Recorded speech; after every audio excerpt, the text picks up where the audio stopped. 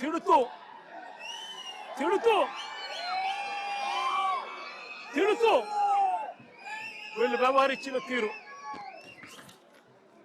ఇది గల్లా మాధవి ఎమ్మెల్యే గారి భర్త సాక్షాత్తు అంబటి రాంబాబు అన్న ఆఫీసును పగల కొడుతూ ఆ రూమ్ లో ఉన్నప్పుడు ఫోటో నేను అడుగుతా ఉన్నా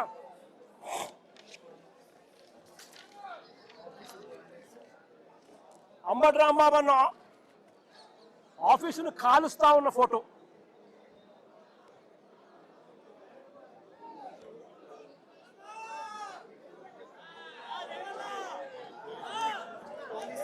నేను అడుగుతా ఉన్నా ఇవన్నీ పోలీసుల సమక్షంలోనే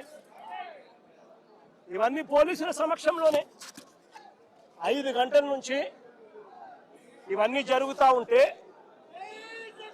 5 గంటల నుంచి రాత్రి 1 గంట దాకా ఇవన్నీ జరుగుతూ ఉంటే పోలీసుల సమక్షంలోనే 5 కార్లు ధ్వంసం చేశారు. ఇల్లు మొత్తం ఆఫీసు మొత్తం తగలబెట్టారు. ఆఫీసులో సామాన్లన్నీ విరగొట్టారు. ఇంట్లో ఉన్న అద్దాలన్నీ పగలగొట్టారు. ఇంట్లో ఆడోళ్ళు ఉండాలని కూడా చూడుకోకుండా ఏకంగా ఇంట్లోకి వచ్చే కార్యక్రమం చేశారు పోలీసుల సమక్షంలోనే. నేను అడుగుతా ఉన్నా, ఇది హత్యాయత్నం కాదా అని అడుగుతా ఉన్నా, ఇది ఆర్సన్ కాదా అని అడుగుతా ఉన్నా. మరి పోలీసులు దగ్గరుండి ఈ కాన్స్పిరసీలో భాగం కాదా అని అడుగుతా ఉన్నాను. ఇదే పోలీసులు బాధ్యత వహించాల్సిన ఇదే పోలీసులు బాధ్యత తీసుకొని ఉంటే ఈ మాదిరిగా జరిగి ఉండేదే అని అడుగుతా ఉన్నా. ఇక్కడ నుంచి ఎంత దూరంలో ఉందండి డీజీపీ ఆఫీసు? ఇక్కడ నుంచి ఎంత దూరంలో ఉందండి ఎస్పీ ఆఫీసు? ఏకంగా గుంటూరు సిటీలో, గుంటూరు నగరంలో ఎస్పీ ఆఫీసు, ఎస్పీ ఇల్లు ఇక్కడ నుంచి కూతబేట దూరంలో ఉంది. ఎంతమంది డిఎస్పీ లేరు, ఎంతమంది సిఐ లేరు. డీజీపీ ఆఫీస్ ఇక్కడ మంగళగిరిలో ఉంది. ఇక్కడ నుంచి కూతబేట దూరంలో మంగళగిరి, అక్కడ బెటాలియన్ ఉంది. కనీసము ఈ పోలీసులు ఫోన్ చేస్తే కూడా రెస్పాన్స్ లేదు. మా పార్టీ నుంచి బొత్స సత్యనారాయణ ఇలాంటి సీనియర్ నాయకులు ఇంటెలిజెన్స్ డీజీకి చీఫ్ సెక్రటరీకి, ఇలాంటి పెద్ద పెద్ద ఎస్పీకి, ఐజీకి, ఇలాంటి అందరి ఆఫీసర్లకు ఫోన్లు కొడితే కనీసం ఫోన్లు కూడా ఎత్తరు. కాన్స్పిరసీలో భాగం కాదా ఇది అని అడుగుతా ఉన్నాను. 5 గంటల నుంచి సాయంత్రం 5 గంటల నుంచి 1 గంట దాకా 5 కార్లు పగలు కొడుతున్నారు. ఆఫీసులు తగలబెడతా ఉన్నారు. ఇంట్లో అద్దాలు పగలు కొట్టారు. ఇంట్లో చొచ్చుకొని పోయినారు. ఆఫీసులో సామాన్లన్నీ ఎరగొట్టారు. ఇంట్లో ఆడోళ్ళను ఉన్నారని కూడా చూడకుండా చేసిన పని. నేను అడుగుతా ఉన్నా, ఇది ధర్మమేనా అని అడుగుతా ఉన్నా, ఇది న్యాయమేనా అని అడుగుతా ఉన్నా. ఇంతటితో ఆగిపోలా. రాంబాబు అన్నను 10:30కి అరెస్ట్ చేస్తారు. రాంబాబు అన్నను 10:30కి అరెస్ట్ చేస్తారు. ఎందుకయ్యా అరెస్ట్ చేస్తారు రాంబాబు అన్నను? ఎందుకయ్యా రాంబాబు అన్నను అరెస్ట్ చేస్తారు? చంద్రబాబు నాయుడు గారిని తిట్టాడట. చంద్రబాబు నాయుడు గారిని తిట్టినందుకు అరెస్ట్ చేస్తారట.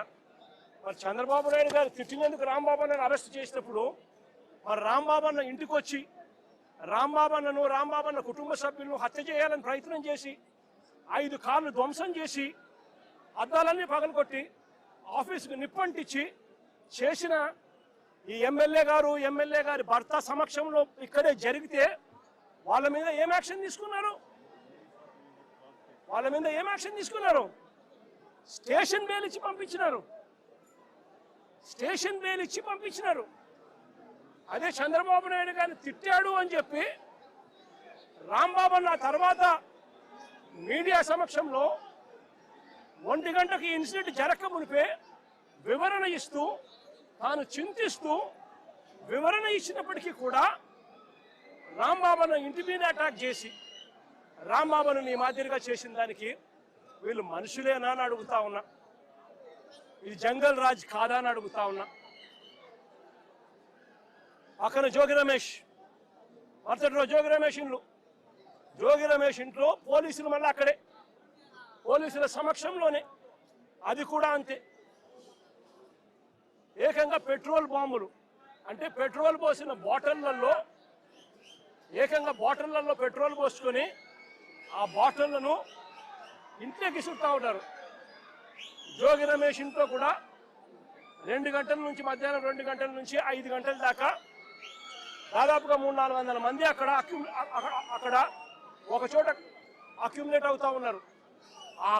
అక్కడ ఒక చోటికి అందరూ కూడా వచ్చేటప్పుడు పోలీసులు పక్కనే ఉన్నారు. పోలీసుల సమక్షంలోనే జరుగుతూ ఉంది. పోలీసులు జరగనిచ్చినారు. జరిగిచ్చిన తర్వాత పోలీసుల సమక్షంలోనే జోగి రమేష్ ఇంటి మీద దాడి చేసి ఆయన ఇంటికి నిప్పట్టించే కార్యక్రమం చేస్తారు. రజనమ్మ అని ముందు రోజు గుడికి పోయి రజనమ్మ పూజ చేసుకొని వస్తూ ఉంటే, వెంకటేశ్వర స్వామి గుడికి పోయి పూజ చేసుకొని వస్తూ ఉన్నది. వెంకటేశ్వర స్వామి గుడికి పోయి పూజ చేసుకొని ఆయన వస్తూ ఉంటే ఆయనను అక్కడే అడ్డగించి గుడి బయటే, అని ముందు రోజు గుడి బయటే ఆయనను అడ్డగించి ఆయనను తిడుతూ దుర్భాషలాడుతూ పోలీసుల సమక్షంలోనే ఆమె మీద కూడా దాడికి యత్నం చేశారు. ఇంకా ఏమైంది తెలుసా? ఇంకా ఆశ్చర్యం ఏమిటో తెలుసా? ఉల్టా అమ్మ మీదనే కేసు పెట్టారు. ఏమని? ఆమె గుడికి పోయి వీళ్ళందరినీ అటాక్ చేయడానికి ప్రయత్నం చేస్తాందని. ఏదైనా హద్దు పొద్దు ఉండాలి ఏదైనా మాట్లాడేసరికి. ఇది జంగిల్ రాజ్ కాదని అడుగుతా ఉన్నా. బ్రహ్మనాయుడు అన్న ఆయన చేసిన పాపం ఏంది? ఆయన గుడికి బయలుదేరినాడు. చంద్రబాబు నాయుడు గారికి దేవుడు జ్ఞానోదయం చేయాలని, చంద్రబాబు నాయుడు గారు అనే వ్యక్తిలో పశ్చాత్తాపం రావాలని, చంద్రబాబు నాయుడు అనే వ్యక్తికి దేవుడు దయ వల్ల ఆయనకు, ఆయన కొడుకుకు, ఆయనతో పాటు అక్కడే ఉన్న, ఆయనతో పాటు ఆయన పార్టీలో ఉన్న పవన్ కళ్యాణ్ గారికి అందరికీ కూడా జ్ఞానోదయం జరగాలి అని చెప్పి బ్రహ్మనాయుడు ఆయన గుడికి పోతా ఉంటే, గుడి నుంచి ఆయన బయటకు వస్తూనే ఉంటే ఆయన మీద కూడా అటాక్.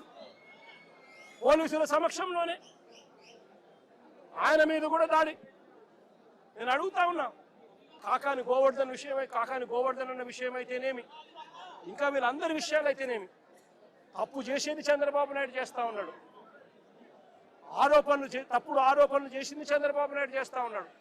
అవి తప్పుడు ఆరోపణలు అని చెప్పి దేవుడే మొట్టికాయలు వేసినట్టుగా ఏకంగా సిబిఐ తాము ఫైల్ చేసిన ఛార్జ్ షీట్లోనే కేంద్ర ప్రభుత్వ సంస్థలైన ఎన్డీడీబీ, ఎన్డీఆర్ఐ లాబొరేటరీసే క్లీన్ చిట్ ఇచ్చే కార్యక్రమం చేస్తూ ఉంటే ఎటువంటి జంతు కొవ్వు కలవలేదు అని చెప్పి వాళ్ళు పూర్తిగా వివరణ ఇస్తూ ల్యాబ్ రిపోర్ట్లు ఇస్తే సిబిఐ ఆ రిపోర్ట్లను కూడా ఏకంగా ఛార్జ్ షీట్లోకి చేరుస్తూ వైవి సుబ్బారెడ్డి కానీ, కరుణాకర్ రెడ్డి కానీ, ఇంకొకరు కానీ ఎలాంటి తప్పు చేయలేదు అని చెప్పి వాళ్ళ పేర్లు కనీసం ఛార్జ్ షీట్లో కూడా పెట్టకుండా క్లీన్ చిట్ ఇస్తే, ఎలాంటి అరెస్టులు చేయకుండా సిబిఐ క్లీన్ చిట్ ఇస్తే చంద్రబాబు నాయుడు గారు దేవుడికి, ప్రజలకు క్షమాపణ చెప్పాల్సింది చేస్తా ఉన్నది ఏమిటి? ప్రతి విషయంలోనూ కూడా చంద్రబాబు నాయుడు చేస్తా ఉన్న రాజకీయాలు ఇలాంటి దుర్మార్గపు రాజకీయాలే. చూడండి, మీరే ఆలోచన చేయమని అడుగుతా ఉన్నా. సూపర్ 6, సూపర్ 7 ఎన్నికలప్పుడు మాటిచ్చాడు, బాండ్లు ఇచ్చాడు. ఇంటింటికి వెళ్ళి, అమ్మా బాండ్ తీసుకో తల్లి, మీ ఇంట్లో ఎంతమంది ఉన్నారు, మీ ఇంట్లో నిరుద్యోగులు ఉన్నారా, మీకు 36,000, మీ ఇంట్లో పిల్లలు ఉన్నారా, ఇదిగో మీకు 15,000, మీ ఇంట్లో రైతులు ఉన్నారా, ఇదిగో మీకు 26,000, మీ ఇంట్లో మీకు చిన్నమ్మలు పెద్దమ్మలు 50 ఏళ్ళ వయసులో ఉన్నారా, వాళ్ళకు 48,000, ఉద్యోగం కోసం వెతుక్కుంటున్నారా పిల్లలు, 36,000. ఈ మాదిరిగా బాండ్లు ఇచ్చి ప్రజలను మోసం చేసి సూపర్ 6, సూపర్ 7 హామీలు ఇచ్చి ఈరోజు ఏమంటాడు? Super 6, super 7 చేసేసామంటాడు. సూపర్ 6, సూపర్ 7 చేసేసామని చెప్పి పొద్దు సిగ్గు లేకుండా అబద్ధాలు ఆడుతూ ఉన్నాడు. చంద్రబాబు నాయుడు గారు చేస్తా ఉన్నది తప్పు అని, చంద్రబాబు నాయుడు గారు చేస్తా ఉన్నది మోసమని ఎవరైనా ప్రశ్నిస్తే ఏం చేస్తా ఉన్నాడు? ఆ ప్రశ్నించిన వాళ్ళ మీద, సోషల్ మీడియా యాక్టివిస్టుల మీద, ప్రశ్నించే వాళ్ళ మీద కేసులు పెట్టి జైలుకు పంపుతా ఉన్నాడు. అబద్ధాలు చెప్పేది ఆయనే, మోసం చేసేది ఆయనే. ఆ తర్వాత ఆయన ఎవరైనా ప్రశ్నిస్తే వాళ్ళ మీద అక్రమ కేసులు పెట్టి అక్రమ సాక్ష్యాలు క్రియేట్ చేసి వాళ్ళను జైలుకు పంపించి చివరికి సోషల్ మీడియా పిల్లలని కూడా చూడకుండా చంద్రబాబు నాయుడు గారిని ప్రశ్నిస్తున్నారని చెప్పి ఏకంగా వాళ్ళ మీద గంజాయి కేసులు పెట్టి వాళ్ళ కెరియర్ను సైతం నాశనం చేస్తా ఉన్న వ్యక్తి ఈ చంద్రబాబు నాయుడు గారు కాదా అని అడుగుతా ఉన్నా. చేసేటివన్నీ తప్పులే, చేసేటివన్నీ అబద్ధాలే, చేసేటివన్నీ మోసాలే. ఆయనే లిక్కర్ నడుపుతాడు. ఆయన ఆధ్వర్యంలోనే ఆక్షన్ బాడీ చంద్రబాబు నాయుడు గారు తెలుగుదేశం పార్టీ సైన్యానికి లాటరీ పాడిచ్చి మరి షాపులన్నీ కట్టబెడతాడు, ప్రైవేట్ షాపులన్నీ కూడా. ఆ ప్రైవేట్ షాపుల ఆధ్వర్యంలోనే ఏకంగా ఎమ్మెల్యేలు దగ్గర ఉండి ప్రతి గ్రామంలో ఆక్షన్ పాడుతూ బెల్ట్ షాపులన్నీ కూడా నిర్వహిస్తున్నారు. షాపుల పక్కనే లిక్కర్ షాపుల పక్కనే ఇల్లీగల్ పర్మిట్ రూములు నడుపుతూ